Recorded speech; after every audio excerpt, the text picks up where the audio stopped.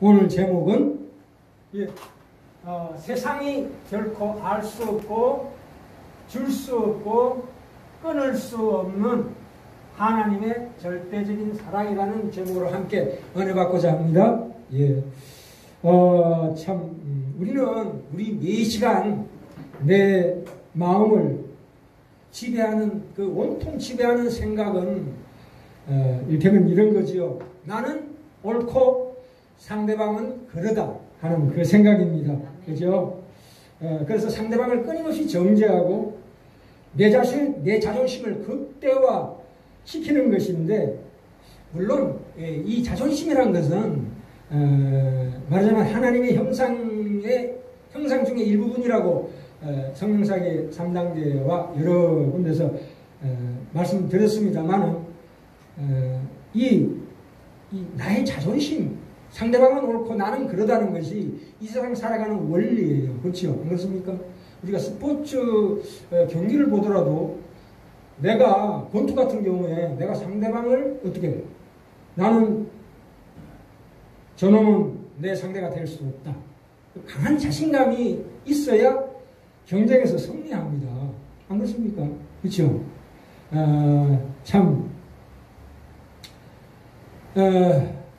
그리고 나는 옳고 상대방은 그러다는 생각이 언제 제일 작동이 되냐면 특히 부부관계에서 많이 작동이 돼요. 나의 부모 자식 관계도 그렇고요. 그러면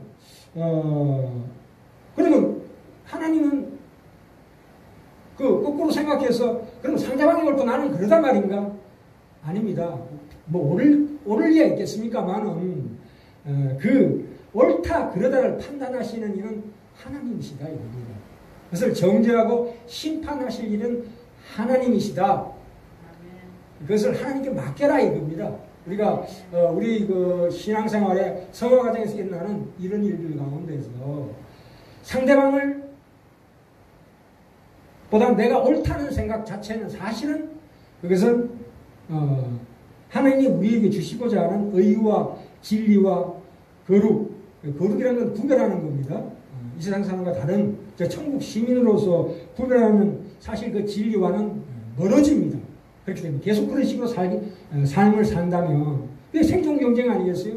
끊임없이 상대방을 죽이고 내 자존심을 높이는 것이 우리 삶의 원리요 원칙이지만 우리가 삶을 살아갈 때에 끊임없이 그런 생각과 싸워야 한다 이 말입니다. 우리 신앙의 생활에 다른 게 아니고 바로 그겁니다.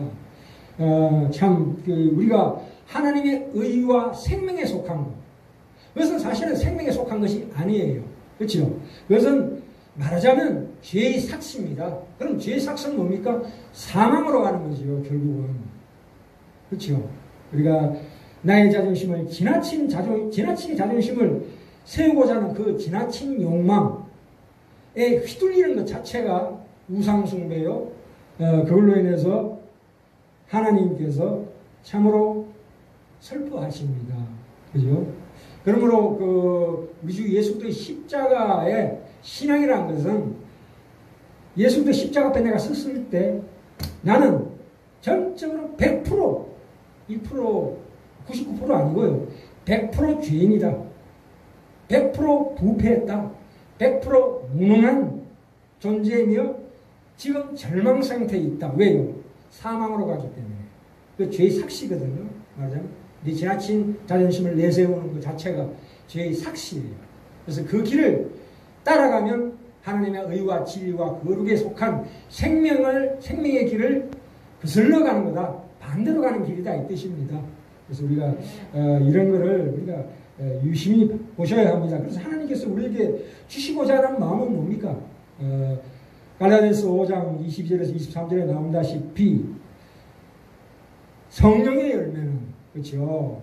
사랑과 희락과 화평과 오래 참음과 자비와 양성과 충성과 온유와 절제니 하는 이 9가지 열매를 우리 마음밭에 심으시러 오신 분이십니다.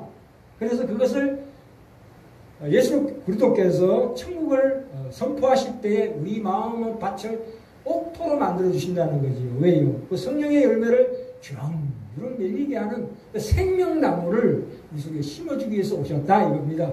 그래서 우리가 그러한 삶을 하나님께서 우리의 마음밭을 옥토로 만들어 주시지만 하나님께서는 홀로 일하시지 않으시고 우리를 거기에 동참시키시기를 원하십니다. 우리 자신도 나의 마음의 밭을 함께 하나님과 함께 갈고 갈아야 합니다. 옥토로 만들어 가야 한다 이 말입니다. 예, 참 우리가 아까 말씀드렸습니다. 나의 지나친 욕망, 지나친 자존심 이걸로 인해서 휘둘릴 수밖에 없는 그 우상 일부분 우상 숭배할 수밖에 없는 그 나의 현실, 나의 그 미련함, 나의 연약함, 또나 그로 인한 나의 신앙상의 실패 같은 것들은 하나님의 사랑을 끊을 수 없다. 내가 비록 그 신앙생활을 실패하지만 결코 하나님의 사랑에서 끊을 수 없다 이 뜻입니다. 하나님은 결국은 우리를 옥토로 만들어 주십니다. 사무엘상 15장부터 26장에 보시면 어떤 사건이 나오냐면 이스라엘의 첫 번째 왕인 사울왕이 있어요. 사울왕 다음에 다윗 왕이죠. 근데 이 사울왕을 하나님께서 기름 부어 주셔서 왕으로 삼으셨습니다. 물론 전번 시간에 말씀드렸다시피 사울왕은 하나님의 사람이 아닙니다. 그러나 쓰실 분입니다. 쓰고 폐기 처분하는 사람이죠. 하나님의 쓰임받는다고 해서 다 하나님의 사람은 아니라고 전번에 말씀드렸습니다. 근데 이 사울왕이 왜 하나님께서 그를 버리셨냐 하면 그의 삶 가운데 어떤 일이 있었냐면 사무엘상 15장에 보시면 아말렉을 진멸하라 명령을 하셨습니다. 구약에 보시면 구약은 피해의 역사입니다. 아시다시피 전쟁의 역사고요. 그 아말렉이라는 건 뭐냐면 광야에 사는 골짜기에 사는 민족을 의미하는데 말하자면 야곱의 형 에스의 자녀의 손자죠. 말하자면 손자들의 족속이에요. 이 아말렉이라는 족속이. 그게 출애굽기로부터 광야에서 그 아말렉이 이스라엘 민족들이 가나안으로 가는 길을 막았습니다. 가로막는 가장 첫 번째 종족이 아말렉 족속이에요. 근데 이 아말렉 족속이 어디까지 가냐면 이 다윗 시대까지 가요. 이스라엘에. 끊임없이 이스라엘을 괴롭히고 공격합니다. 그래서 아말렉을 향해서 하나님께서 사울 왕에게 뭐라고 했냐면 저 아말렉을 씨를 말려라 이렇게 얘기했습니다. 씨를 말려라. 새끼 양은 말할 것도 없고 어린아이까지 다 죽여라 이렇게 나와요. 이 얼마나 무서운 하나님의 명령입니까? 근데 사울왕은 순종하지 않았습니다. 그 중에 그 아각 왕이라고 있어요.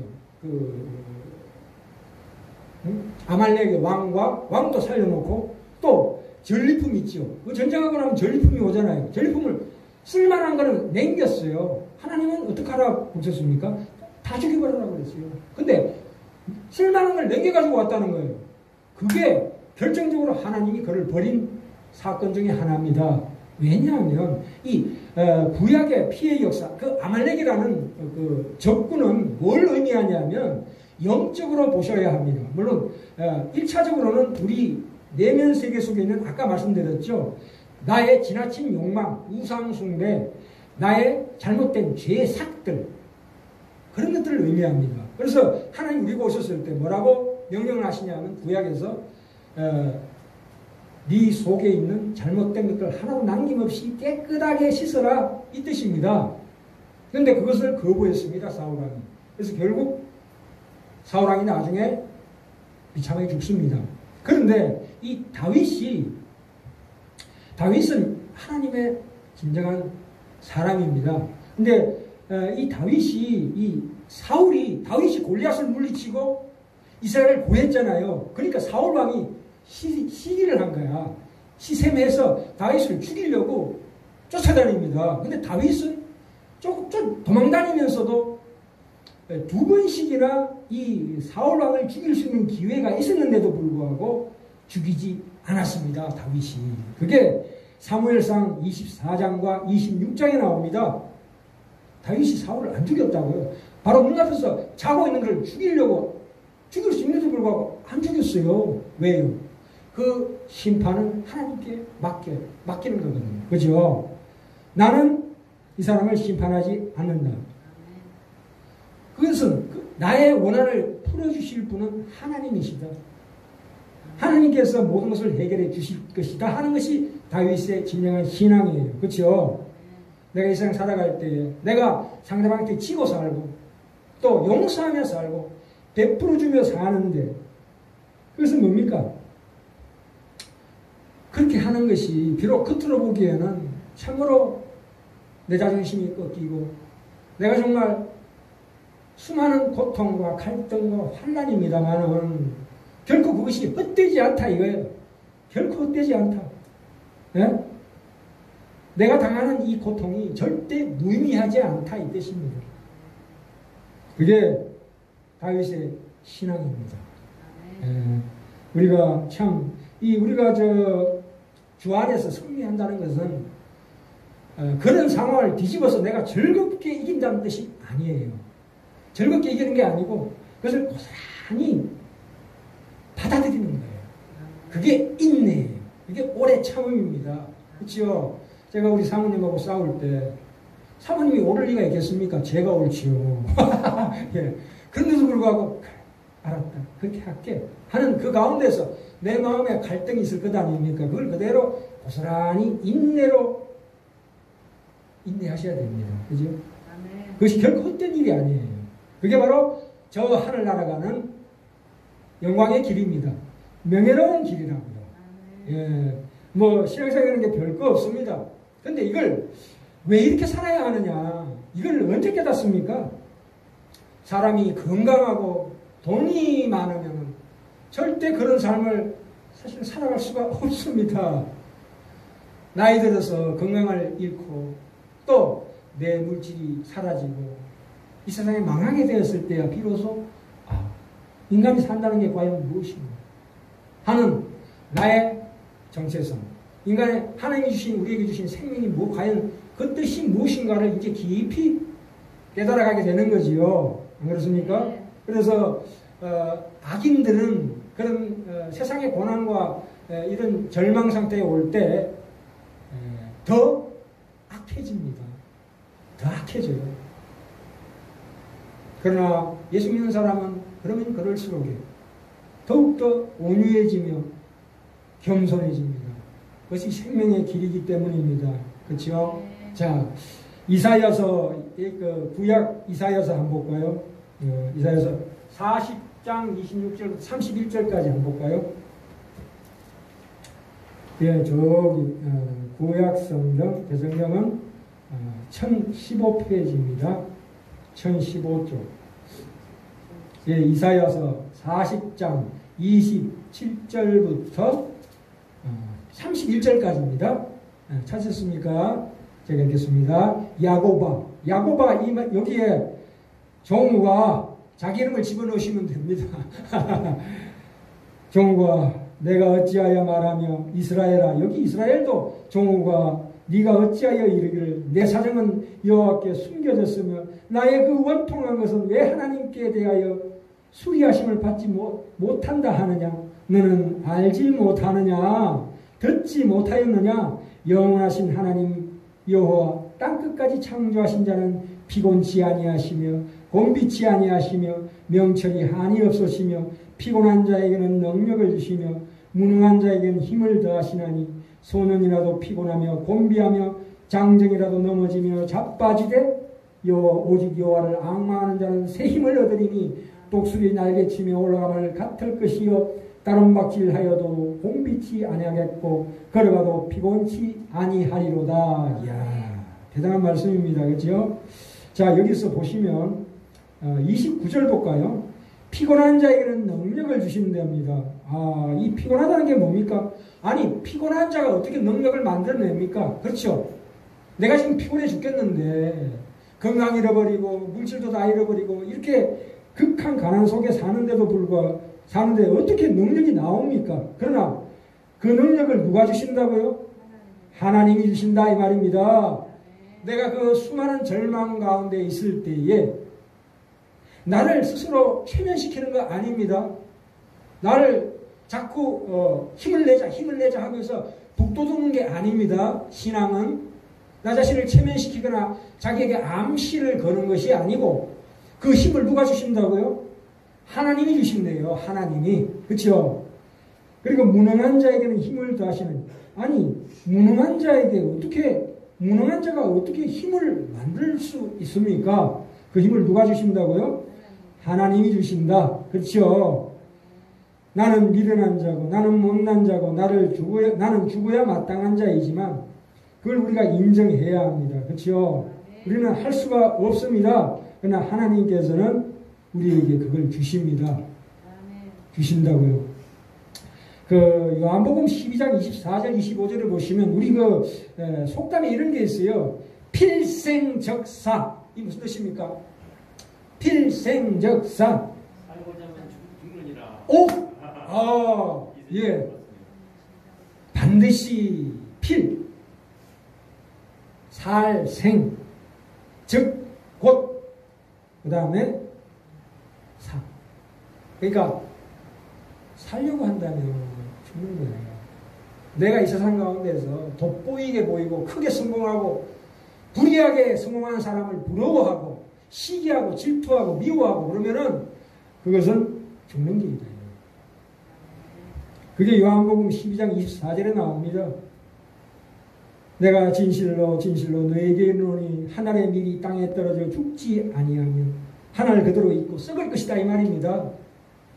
죽으면 많은 열매를 맺으리라. 자기 생명을 사랑하는 자는 잃어버릴 것이요. 오해하지 마시기 바랍니다. 자기 생명을 사랑해야 됩니다. 나는 남을 죽이기 위해서 나 자신을 지나치게 치장하는 건 좋지 않습니다. 그렇죠? 그것은 생명을 잃는 길입니다.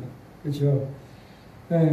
그리고 이 세상에서 자기를 미워하는 자, 그것도 오해하지 마십시오. 미워한다는 것은 나를 미워한다는 게 아니고 우리가 예수 그 앞에 섰을 때 나는 죽을 죄인이라고 고백하는 거예요. 그죠? 그런 마음이 있어야 된다 이 말이에요. 나는 100% 부패한 자요. 100% 죽을 죄인이고 지금 절망 상태에 있는 내가 힘을 낼 수 없는 어쩔 수 없는 상태에 있다는 걸 고백하는 것이 신앙입니다. 신앙 고백이에요. 그랬을 때 어떻게 됩니까? 영생하도록 보존하리라. 무엇을? 생명을. 예, 참 이게 참으로 신비한 기독교의 복음입니다. 그래서 세상이 알 수 없고 줄 수 없고 그렇다고 해서 끊을 수 없는 진정한 하나님의 사랑이요. 우리에게 지금 하나님께 주시는 신비한 위로와 기쁨입니다. 그것이 하나님의 능력입니다. 그렇죠? 예수 그리스도 좀 시간에 말씀드렸죠. 예수 그리스도의 그 반석 위에 짓는 집은 영적이고 신령한 것을 사모하는 나의 거룩해지길 원하옵나이다. 하나님 아버지 세상 가운데 지지 않고 참으로 거룩하게 되길 원합니다라는 그 마음을 하나님께서 높이 사십니다. 그것이 옥토된 마음입니다. 그렇죠? 예수님은 절대로 일부러 고난을 연기한 거 절대 아닙니다. 실제로 그 슬픔을 당하셨습니다. 그런데 문제는 뭐냐면 예수님도 겟세마네 동산에서 기도하실 때에 그 십자가를 져야 되잖아요. 이제 앞으로. 그죠? 십자가를 지러 오셨을 때 그 앞으로 십자가를 져야 될 그 상황을 생각할 때 너무 힘든 거야. 그랬을 때 누가 와서 도왔다고요? 천사가 와서 도왔다고 말씀하고 있습니다. 누가복음 22장 41절부터 42절에 보시면 제가 읽겠습니다. 저희를 떠나 돌 던진 만큼 가서 무릎 꿇고 기도하여 가라사대 아버지여 만일 아버지의 뜻이든 이 잔을 내게서 옮기시옵소서. 그러나 내 원대로 마옵시고 아버지의 원대로 되기를 원하나이다 하시니 하늘에서 천사가 하늘로부터 내려와서 예수를 돕더라. 이렇게 나옵니다. 와, 분명히 하나님께서 예수 그리스도의 그 연약한 마음, 인간으로서의 그 연약한 고통을 그냥 보지 않으시고 천사를 보내서 도왔습니다. 그죠? 우리가 그 하나님께서 결정적인 상황에서는 하나님께서 우리를 도우러 오신다는 사실을 다시 한번 확인해 볼까요? 자, 이거 다니엘서 한번 가볼까요? 다니엘서. 예. 다니엘서 참 제가 참 여기서 은혜 많이 받았습니다. 다니엘서 3장입니다.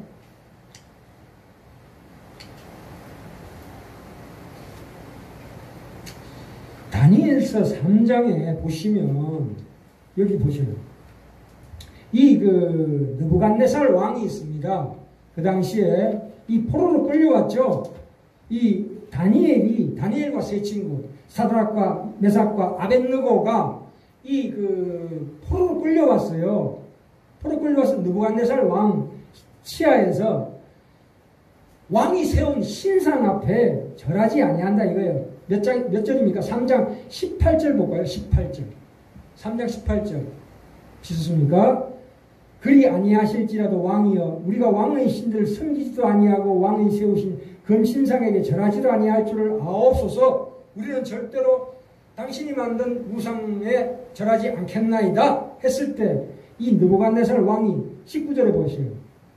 느부갓네살이 분이 가득하여 사드락과 메삭과 아벳느고를 향하여 낯빛을 변하고 명하여 이르되 그 풀물을 뜨겁게 하기를 평일보다 7배나 뜨겁게 하라 하고 군대 중 용사 몇 사람을 명하여 사드락과 메삭과 아벳느고를 결박하여 극렬히 타는 풀물 가운데 던지라 하니, 자 보셔요. 21절부터 이 사람들을 고이와 속옷과 겉옷과 별다른 옷을 입은 채 결박하여 극렬히 타는 풀무 가운데 던질 때에 왕의 명령이 음하고 풀무가 심히 뜨거움으로 불꽃이 사드락과 메삭과 아벳느고를 붙던 사람을 태워 죽였고, 아니 실제로 던져지는 사람은 사드락과 메삭과 아벳느고인데 죽은 사람은 누구예요?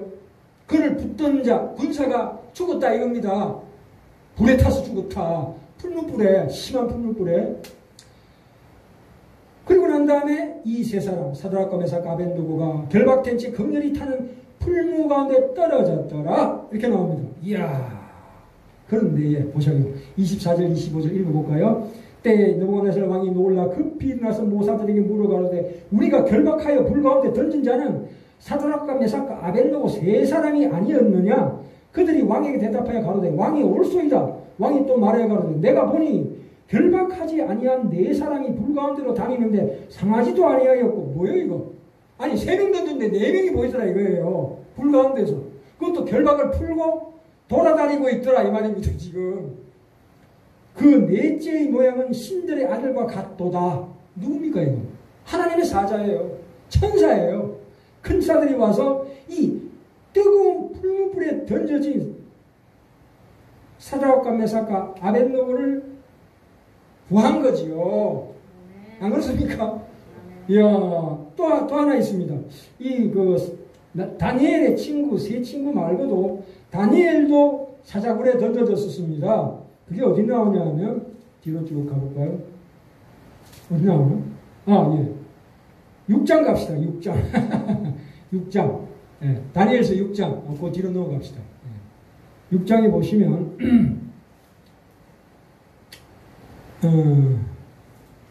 6장에 비슷습니까? 예. 6장 13절 볼까요? 그들이 왕 앞에 대답하여 가로되 왕이여 사로잡혀 온 유다 자손 중에 그 다니엘이 왕과 왕의 의인이 지킨 금령을 돌아보지 아니하고, 이때는 천황이 그 신사참배를 하라고 하는데 신사참배 안 하고 뭐 했다고요? 하루 3번씩 기도하나이다 이렇게 얘기했어요. 아니 신사참배는 안 하고 왜 하나님한테 기도만 드렸다 이 말입니다. 16절 볼까요? 이에 왕이, 이게 다리오 왕입니다. 아까는 느부갓네살 왕이었고 이제는 다리오 왕입니다. 이에 왕이 명함에 다니엘을 끌어다가 16절 사자굴에 던져 넣는지라 왕이 다니엘에게 일러 가로되 너희 항상 섬기는 네 하나님이 너를 구원하시리라 하니라. 이에 돌을, 그러니까 놀린 거지요. 야 너를 사자굴에 넣을 거니까 네가 믿는 하나님이 구하나 안 구하나 보자 이렇게 한 겁니다. 17절 이에 돌을 굴려다가 그 사자굴에 넣고 굴 아구를 막음에 왕이 의인과 귀인들의 인을 쳐서 봉하였다 이렇게 얘기합니다. 그러고 난 다음에 19절 볼까요? 19절 이튿날에 왕이 새벽에 일어나 급히 사자굴로 가서 보니까 어떻게 됩니까? 22절 나의 하나님이, 다니엘이 뭐라고 그랬습니까? 살아나서 이미 그 천사를 보내어 사자들의 입을 봉하였었으므로 사자들이 나를 상해치 아니하였사오니 이는 나의 무지함이 그 앞에 명백함이오며 또 왕이여 나는 왕의 앞에도 해를 끼치지 아니하였나이다.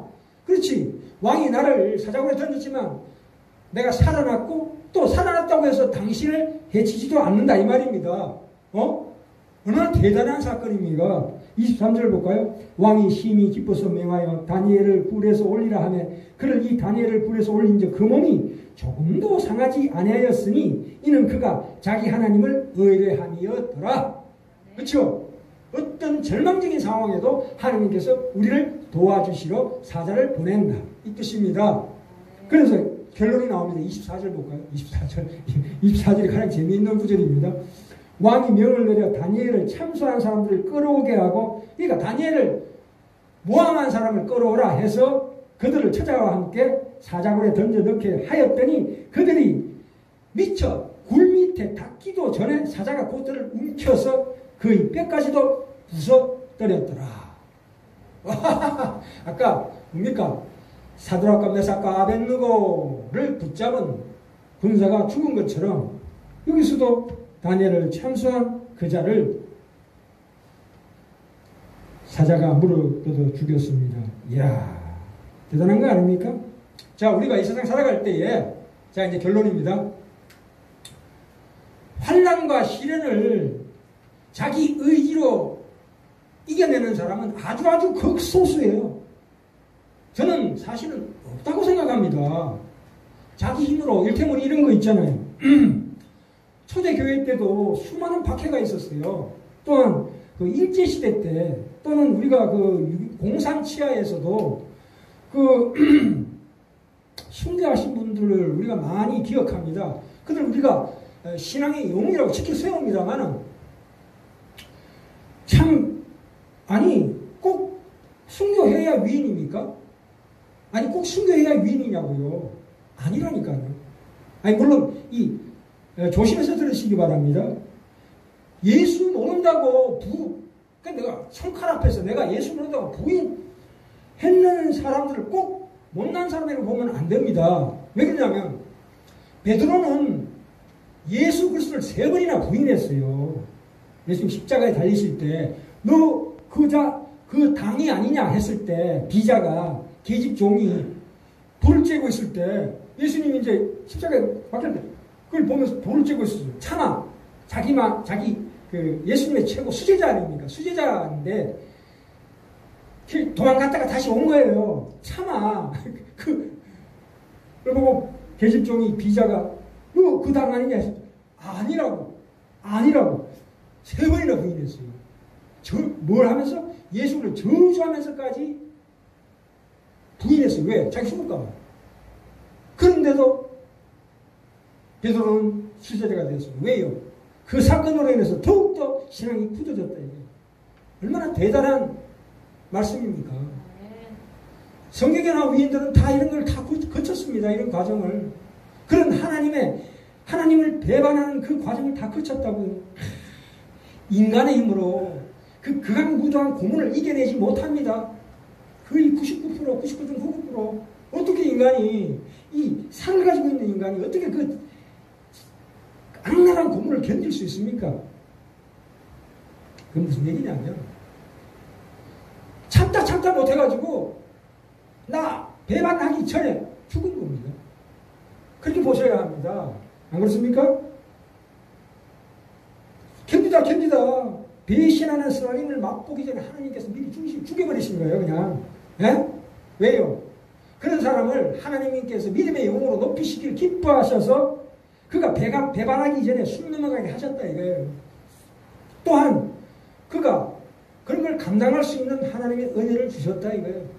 안 그렇습니까? 스테반이 그냥 돌 맞아 죽었대요. 그래서 웃으면서 죽었다.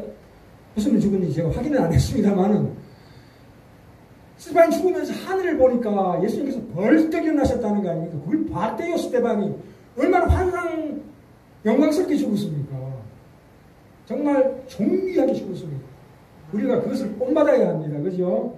그는 우리가 그 환난과 시련을 견딜 수 있는 인간은 이 세상에 아무도 없습니다. 그 이겨낼 수 없는 것이기 때문에 하나님께서 사자를 보내신 것입니다.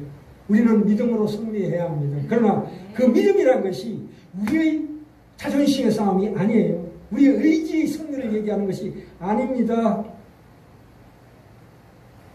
우리는 거기서 실패해버리면 하나님 앞에 어떻게 쓸 수가 없는 자예요. 그럼에도 불구하고 성경은 네가 실패해도 너를 사랑하시는 하나님의 절대적인 사랑에서 끊을 자가 없다 이거예요.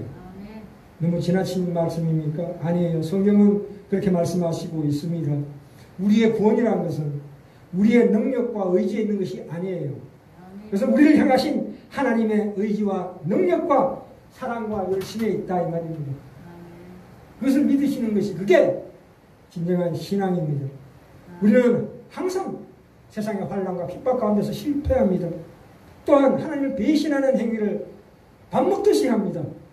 저부터가 그렇습니다. 하루에 몇 번씩 하나님을 원망하기도 하고 배신하기도 하지만 다시 돌이킵니다.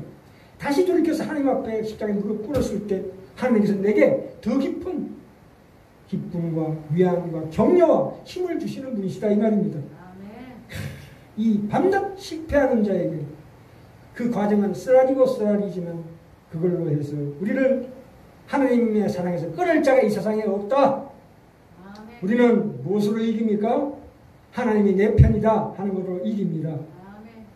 물론 이긴다고 해서 그 어려움이 없어지는 건 아니지만 내가 당하는 그 어려움이야말로 우리가 하나님 나라로 가고 있다는 증거예요. 증거라고요. 그것이 없으면 안 된다 이거예요. 고난과 환난이. 그것이 말하자면 이 시대는 그 순교사갈 만큼 그런 극악무도한 시대는 아닙니다. 그러니까 얼마나 다행한 일이에요. 그죠? 세상 가운데 당하는 조그마한 우리의 그 우리를 절망케 하는 이런 것들로 인해서 우리가 결코 절망하거나 좌절하지 마시기 바랍니다. 그래서 이 세상의 행복, 이 세상의 물질, 이 세상의 성공으로는 하나님께서 오시지 않습니다. 그보다 더 큰 하나님의 거룩과 하나님의 위로와 결코 세상이 알 수 없고 줄 수 없고 끊을 수 없는 하나님의 절대적인 사랑에서 나오는 그 위로와 격려를 받으시는 우리 친하게 형제자매들을 다 되시길 간절히 기도합니다.